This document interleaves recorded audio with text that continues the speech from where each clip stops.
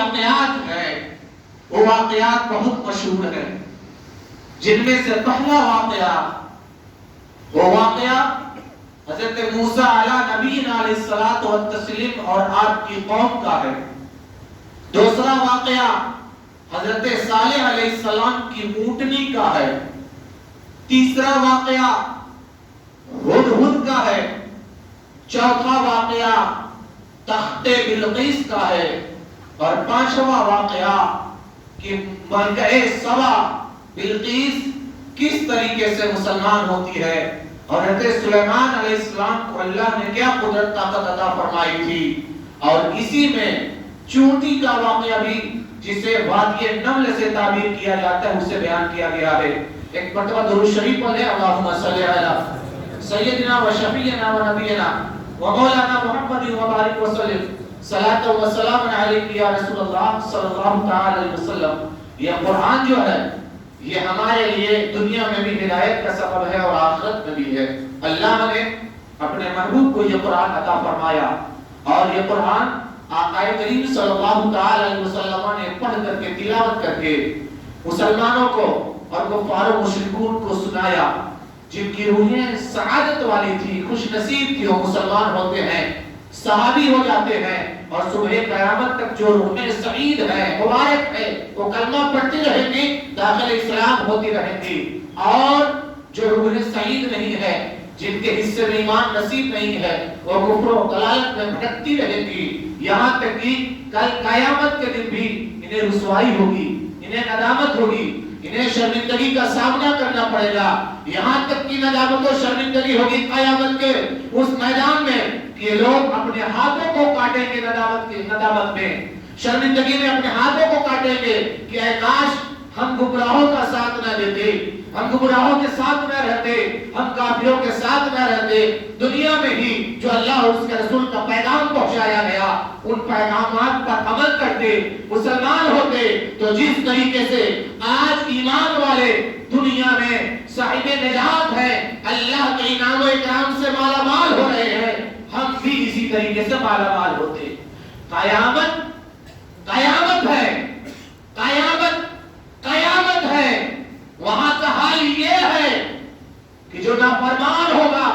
وہ پسینے میں کس طریقے سے شرابور ہوگا کہ کسی کے ٹخنوں تک، کسی کے گھٹنوں تک، کسی کے ناک تک، کسی کے گلے تک، اور کوئی اس میں تیرتا ہوگا، اور جو سورج ہوگا سوا نیزے کے قریب ہوگا، اور سر اس طریقے سے کھولتا ہوگا جس طریقے سے پانی میں پانی کھولتا رہتا ہے۔ اللہ اکبر! اس بھیانک گھڑی میں، اس بھیانک میدان میں جب اللہ رب ذوالجلال جلال میں ہوگا اور غضبناک ہوگا، تو بتائیے اس قیامت کے ماحول میں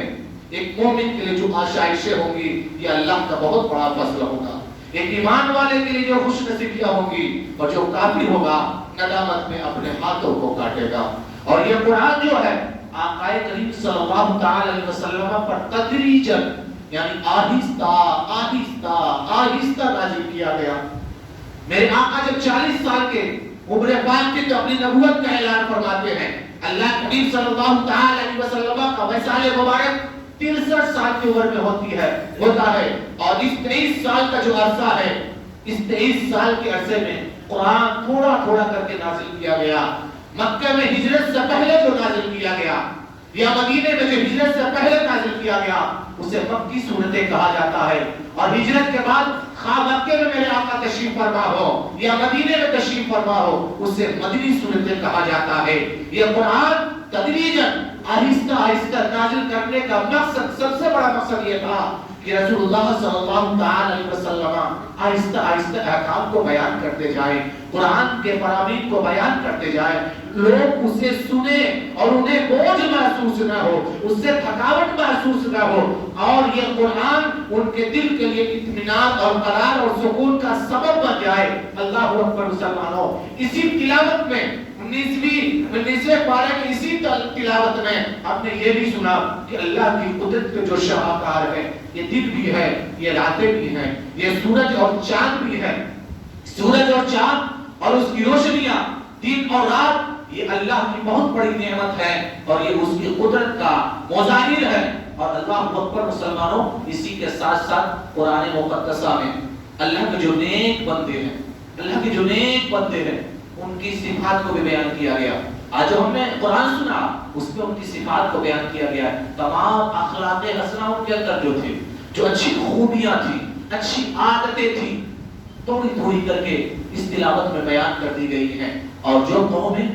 اور جو لوگ ایمان والے نہیں تھے، اللہ والے نہیں تھے، تو پھر اس کا تذکرہ کبھی قوم ابراہیم کے ذریعے کیا جاتا ہے، کبھی قوم موسیٰ کے نام سے کیا گیا، کبھی قوم نوح کے نام سے کیا گیا، کبھی قوم صالح علیہ السلام کے نام سے جسے قوم سمود کہا جاتا ہے، کبھی قوم ہود کے نام سے کیا گیا جنہیں قوم عاد کہا جاتا ہے، کبھی قوم لوط کے نام سے ان کا تذکرہ کیا گیا جو حضرت لوط علیہ نبی علیہ الصلوۃ والتسلیم کی قوم تھی، کبھی اس قوم کو اصحاب ایکا سے تعبیر کیا گیا جو حضرت شعیب علیہ الصلوۃ والتسلیم کی قومیں تھی۔ ان قوموں کو تذکروں کو ہم نے عربی جملوں میں قرآن کے ذریعے آج سنا، جن میں یہ بیان کیا گیا ہے کہ حضرت